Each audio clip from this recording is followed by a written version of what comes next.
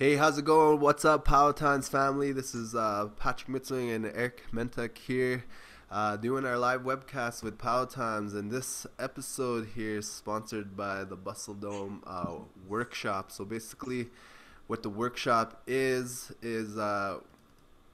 we have community members, our community, our certain place that wants to teach their community how to make bustles, and the Bustle Dome sends over a trained facility person that will come and teach your community how to create bustles, how to create do feather work. It could be chicken dance bustles, fancy dance bustles, traditional bustles, and they teach you from scratch. Basically, bring in all the supplies that you need to make it from scratch, and they show you and your community how to make bustles. So this episode will be sponsored by the Bustle Dome workshop, and we actually have Eric Mentek, one of the founders here of the workshop. You could kind of talk about how that workshop goes, how it's run, and what happens in the workshop. Hey, thanks for having me. Good day to everyone listening. Good day to all the people watching this at a later time. Yeah, the Bustle Dome workshop, it's a great learning experience for, I think, anyone from the age of 8 and up to whatever, 40, 50 years old. There's different skill levels that different skill levels that we have developed over the time. And so there's level 1, level 2, and level 3. Level 1 is basically at a young age, 8 to 12 years, I think. And they'll do a very small project like build a tail fan. They'll learn how to construct it, wrap it, and finish it. And level 2 is a little more. They'll create a trad style bustle or a chicken style bustle along with the fan. So that's 3 times the workload. And then there's level 3. That's the hackle bustle set. That's definitely a lot more work. Yeah, so a lot of work involved in these bustle making workshops. So I want to thank the Bustle Dome and the Bustle workshop for Yeah. City for sponsoring this episode today. So today we're gonna get into a few things, and I kind of want to maybe start it off. Did you hear about what happened in this Trump thing? Not the Trump thing, but the elder that basically there's a lot of news on it, and I kind of really don't want to get too big into it because I know there's a lot of political views out there. There's a lot of different sides and a lot of different ways people think. But, basically what I heard is, and what I seen is there's just a thing that went on where I guess two stories could be made. But an elder, what you see in the video is the elder singing and a kid in a Maga hat, basically with a smirk, and they're kind of face to face. So a lot of this news is going around right now in social media. CNN picked it up, TMZ, all this stuff like that, and just kind of. Did you see this at all when you're on Facebook or anything like that? Yeah, I definitely seen this everywhere for the last few days. Instagram, Facebook. But yeah, it's unfortunate that we had to start this year with seeing that little kid's face, right? I just hope people stop sharing the picture of him, right? But the story about it really needs to be addressed.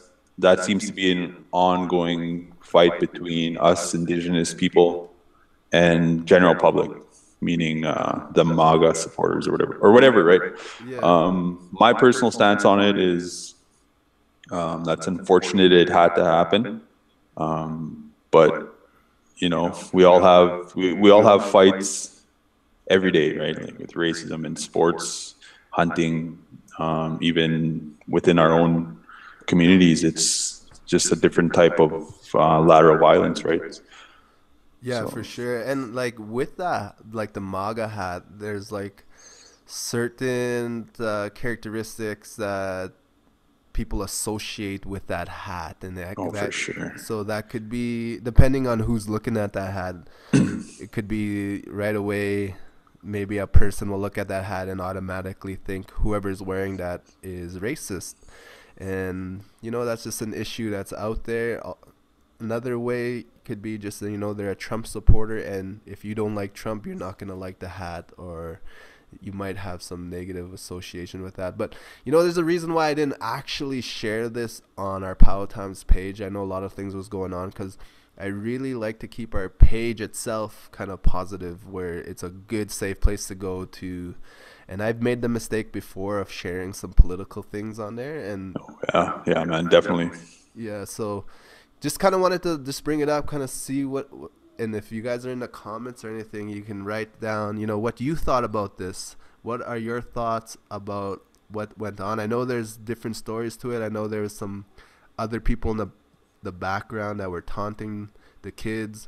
Then you had the kids themselves, and you had this elder and the rally going on. So I don't know. You guys let us know in the comments section what you guys thought about what went on, what your thoughts about it. So right on, we got Brian here, just joined from New Zealand. What is up? So yeah, we're just talking about powwow, Maga hats, things that are happening out there in indigenous powwow world. So I'd like to talk about an event that Bustle Dome's having. It's called the Ultimate Fancy Dancer. So if any of you guys ever watched UFC, The Ultimate Fighter, basically what happens in The Ultimate Fighter is the UFC will bring in fighters to a mansion somewhere in Las Vegas, and they will basically learn how to fight from coaches, and they have a chance to become the ultimate fighter. So I have Eric Mentag here on the line, who kind of had a really great idea about how to use this concept of the ultimate fighter, how they run it with the UFC, and kind of bring it into the power world. Something really cool, something really new. Talk to us about that a little bit. Okay, well, the idea comes from just the indigenous youth camps that we hold, where kids hang out with us for a week, and we take them swimming. We play games with them outside. But this is just aimed right specifically at fancy dancers. Ideally, someone who's new to the fancy dance game, like a teenager who is kind of has a hard time getting material, finding out what to do. But we'd also like to have champion teen dancers. But basically, yeah, it's just like the Ultimate Fighter. We want to bring youth together for an amount of 12 days. And in that 12 days, we talk to them about fitness, health, life on the road, what it takes to be a really great dancer. And through that, we're bringing in dancers that are out there right now, are being the best that they can be. We also want to touch on bustle making, where they learn how to make their own featherwork outfits. School, we want to stress the importance of school. In high school, also sports, right?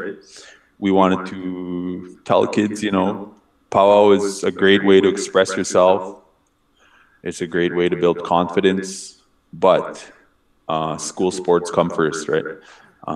So this powwow dance, throughout the year, summertime, we're traveling all over, we're losing weight, we're getting fast, we're getting in shape.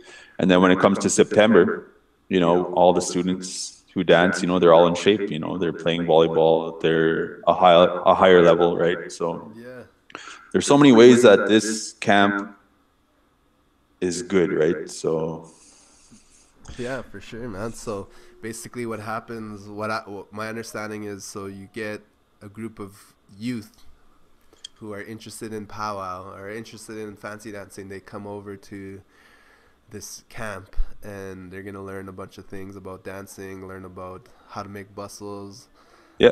and cool. And I hear you're gonna showcase them if they could show up to Manitowabi Power, right?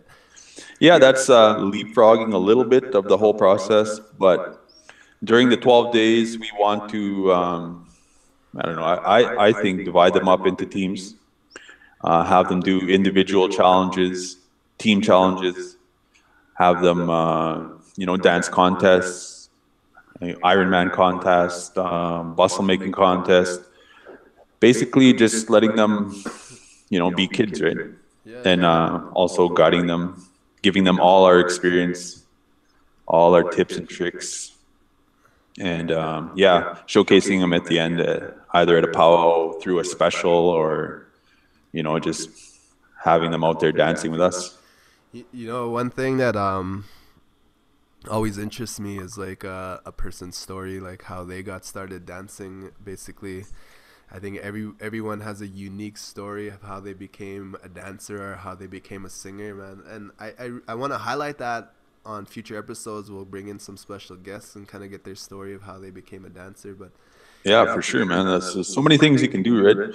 And with powwow, for us, that's what we do, right? I have no shame in saying I'm full time into the powwow world, meaning throughout the summer I'll dance, throughout the winter I'll do orders of hackle bustles, and it just keeps going, right? So I love it, and it's kind of where I want to be.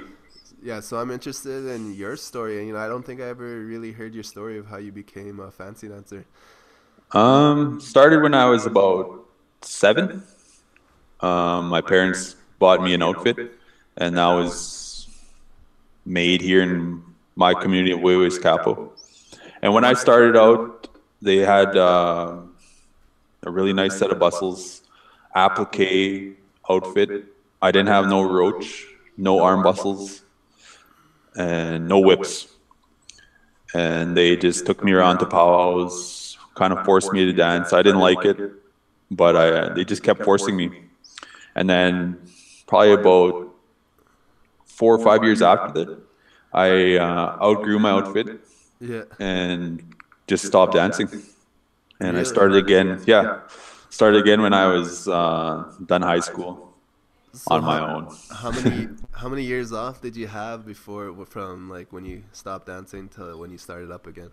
It's got to have been about, I can't remember what age I quit, but I know it was junior boys. I wasn't in teens yet. Yeah. And then I started when I was an adult. So you were always a fancy dancer? Yeah, for sure. Okay, cool, man. So that's cool. So was your family like a powwow family? Were they like traveling to powwows every weekend, or no? No. My parents didn't dance. They just bought outfits for me and my sister. Yeah. And at the same time, my sister quit when our outfits were outgrown, and she never danced again. Yeah. Okay, yeah, man. I'll just share a little bit of my story. So when I was young, let me just X out of this. I'll go to a powwow picture so maybe you guys could recognize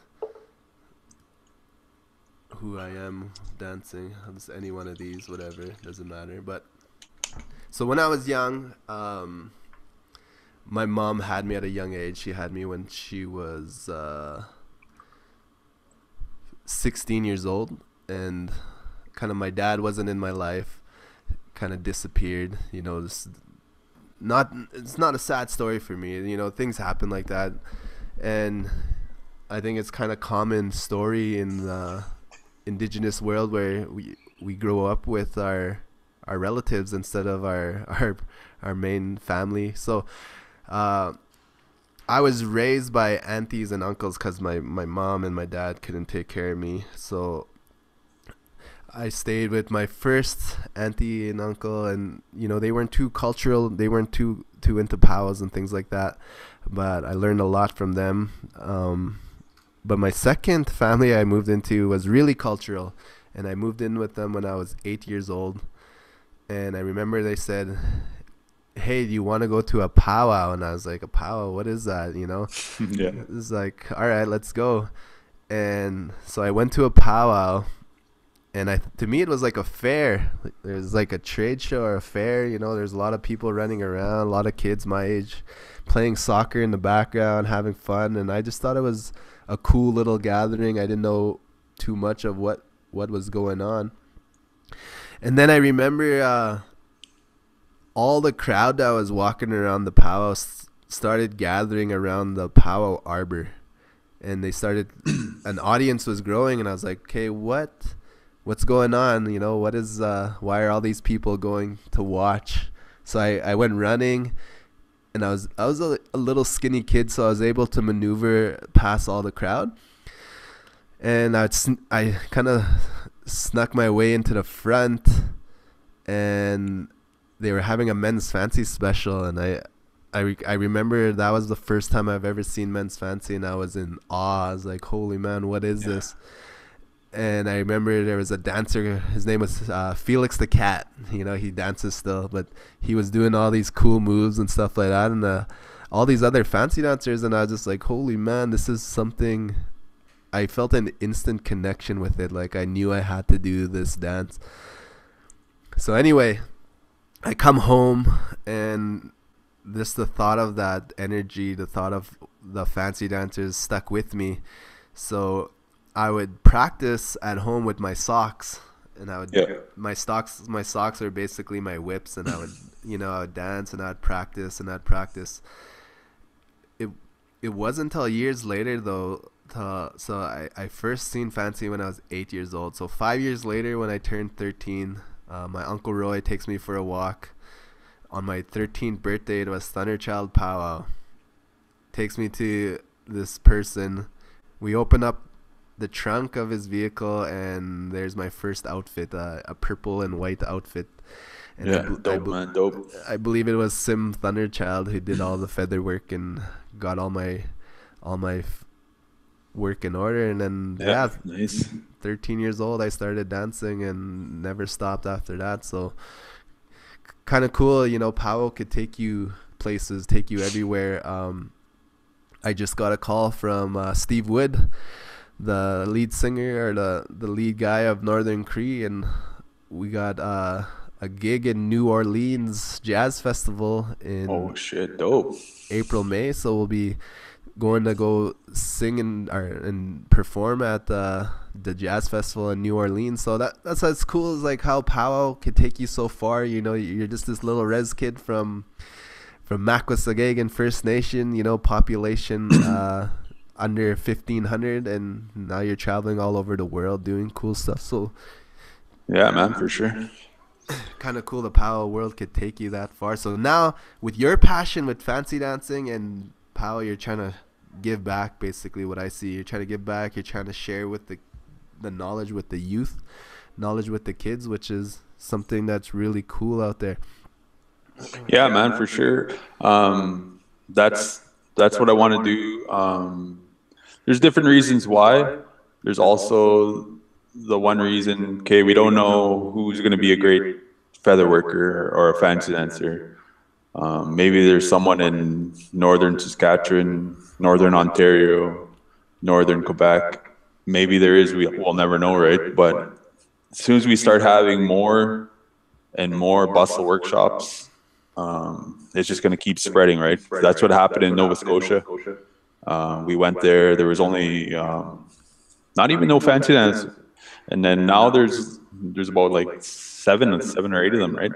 Yeah. And that's my goal, is to just keep sharing it, getting more workshop opportunities, visiting communities, meeting new people, and just telling them you'll never know, right? Unless we do it.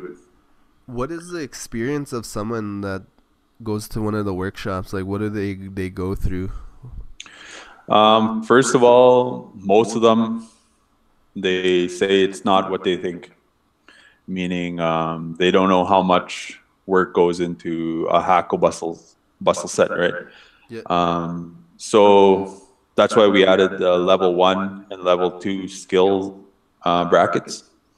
So say someone who's not very good, maybe they have autism or another disability, they can still do some feather work, right? But Yeah, for sure. Most of the people who did the workshop, they had to finish their second bustle at home. So it's a lot of work, right? And when you've never done feather work, Yeah. it could be daunting, right? But we provide all the steps, all the tricks. Basically, you leave the workshop knowing everything you need to know how to make a hackle bustle set, and Yeah, then yeah. everything else comes under that, like a trad bustle, a fan. So yeah, most people say, "Oh, I didn't expect this." Yeah, yeah.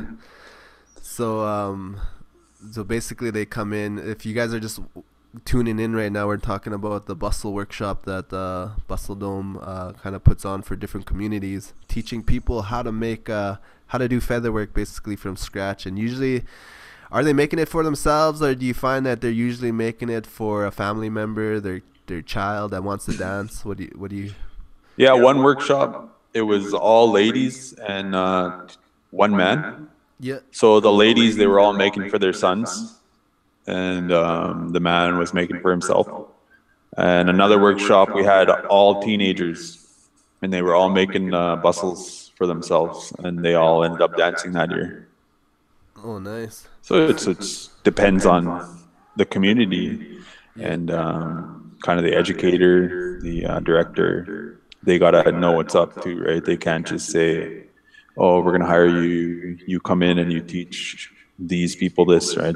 Yeah, for sure, man. So how does one uh get one going at their community? What do they have to do to get one started at their community, a bustle workshop? Well, this these hackles, these spikes, that's the hardest material to get in Canada. Like it's very expensive.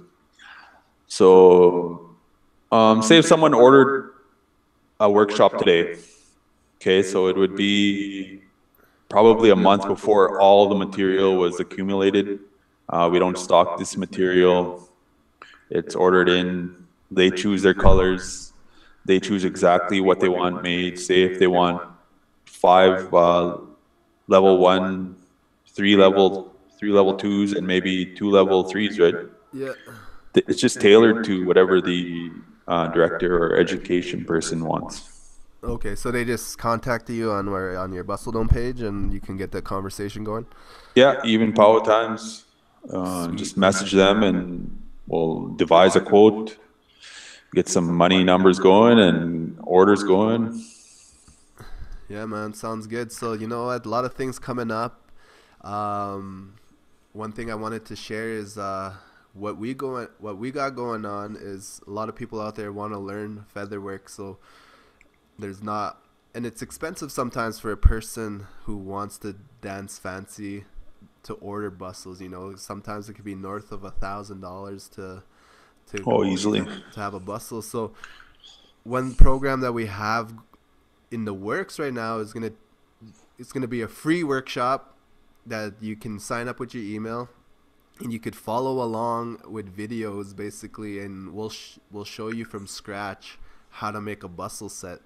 So it's wherever you are, you know, I know there's a lot of people out there that can't afford maybe a bustle workshop or afford bustles, or maybe they just want to learn how to do it by themselves. So we're going to have an actual online workshop that we're going to offer to our Power Times family, Bustle Dome family, for free, that you could just follow along the videos and you can make bustles from home. So kind of a service that we're gonna offer as a way of giving back to our Power Times viewers and our little followership that we have. So something cool that we're working on in the background of things. Um, what else? There, Texas Pow's coming up. You know, Fancy Dancer Pow coming up around the corner in I think about 2 weeks now. Yeah, same time as Florida. Yeah, and the Seminole Pow is coming up in Florida. You know, what pow are you guys going to? You know, drop it in the comments below. Yeah, also for those who aren't pow dancers, say you like watching pow. These two pows coming up in February, I imagine both of them will be Webcast, or you'll find videos everywhere, right? But those are going to be two good contest powwows, one in Florida, one in Texas. Yeah, man, and it's kind of exciting. So I'm hoping to get to Texas right now. That's basically what the plans is on my end, and I'm gonna go and record for the Pow Times community, and hopefully we'll have something set up in Florida so we can go get some content over there. And speaking of content, we're starting to get some cool calls from sponsors that are wanting to sponsor this website. Basically, what we do is we help you. What we know we can do is help get your name out there, whatever business or service that you have. We do reach a lot of people now. So on our Facebook page, we are over 100,000 followers now. So thank you guys so much. Our Facebook reaches over 1 million people per month. 50% women, 43% men. When I did the analytics, and the majority age 25 to 44. So any of you guys know someone that would like to maybe sponsor something pretty cool, where we're just providing indigenous content, good, clean, positive indigenous content out there. We have a viewership for you if you guys want to tap into that. Our YouTube page has over 17,000 subscribers. We reach 1.3 million people per month. Oh, damn, that's a lot of people. 250K unique views each month. 69% male, 30% female. Again, the majority age 25 to 44. So I just want to throw that out there because we are looking for sponsors to come in, so we could do more things. Like, let's say we do have sponsors, and that will allow us to go and do a Bustle workshop at a discounted price, or maybe even free if we have a good sponsorship place structure in place. So right now, cool news, like yeah, definitely 2019 is going to be a great year, man. Great time, man. So love it. Also, any of you guys, like last year we had a lot of powwows that invited us over to come record. All that involved was, a little monetary things and accommodations, place for us to stay, so we could come basically record and promote your powwow. And I know there are thousands of powwows out there. A lot of them are unknown that not too many people know about. We'd like to give you guys a spotlight. Basically, we'll come out, record, and promote your powwow on our channel, so everyone knows about your powwow later on. So yeah, I just wanted to put that little plug in there. Contact us on Facebook or YouTube, and we'll really help you guys get your name out there, your business, your powwow. And we kind of want to keep it indigenous. So if you're an indigenous business person or entrepreneur, or if you know someone that could benefit from our reach and our audience, let them know to contact us, and we'll get it going. Yeah, good point, man. For sure, man. So last thing I wanted to talk about is a conference we got hooked up with. It's an energy conference, and we're gonna be there this weekend in Calgary, Alberta. So damn, how's the weather out there? It's really deceiving because the sun is out, clear skies, it looks beautiful, but you walk out, it's like freezing, man. It's really, is it? Yeah. Like what? Like minus 20, minus 30? I guess it's not like you just think it's warm out because how it looks, but then it's chilly where you gotta wear a jacket and stuff like that. I didn't really check what the weather is at, but this weekend I'm hoping for good weather. We're gonna be at 7 Gen 2019. And I'm just going to read a little part of it here. So it's going to be held at the Mount Royal University First Indigenous Students Energy Summit. And what happens here, our shared goal to unite communities, build relationship, and break social barriers in the energy conversation. This movement will empower indigenous communities to lead and live sustainable through the intersection of energy, food, and water, and transition to a sustainable economy. So we're gonna be over here covering what's going on. I think we're gonna make a good vlog out of it, kind of show people what's going on in the living off the land, basically finding alternative ways to be environmentally friendly to our world. I know that's real important for our future generation here. Yeah, man, for sure. Yeah, so we'll be over there, and if any of you guys are going to be heading there, hit us up. We'd like to have you guys in a video. We'd like to interview you if you're going to be at the 7 Gen. I think it's going to be a really cool place to learn some things about what's going on and how we are kind of evolving in the energy sector, like how they use solar panels for power and wind power and things like that. So pretty cool stuff, man. Yeah, dope. Who they gonna have there? Usually, someone has a special guest or keynote, or it's just. Yeah, I think what they're gonna do is just they got some people over that are leading the way in certain areas. Okay, sweet. Yeah, they're doing some innovative stuff. I seen that cool video on we shared it on Facebook. If I can bring it up here, if you guys want to go to Facebook Powwow Times and share this video, but there's this Navajo guy who basically a lot of the places they stayed didn't have proper electricity, and a lot of the things were run on generators and things like that, kind of like I guess like a small boys camp kind of thing. And they're really living off the land. I'm trying to find a video here. We post a lot of videos. So anyway, it's on our Powwow Times. Oh, I thought that was it. But there's a young man. Basically, he went to a lot of his community members' houses and installed solar panels for them, so they have proper lighting. And I don't know if it was heat as well, but it was really cool. I think it was just battery powered. Solar setups, yeah. So pretty cool, like things like that. I'm pretty sure that's kind of the subject matter that would be talked about at the 7 Gen conference that will be at this weekend. And yeah, man, that's pretty much it. What we got going on. It's gonna be cool.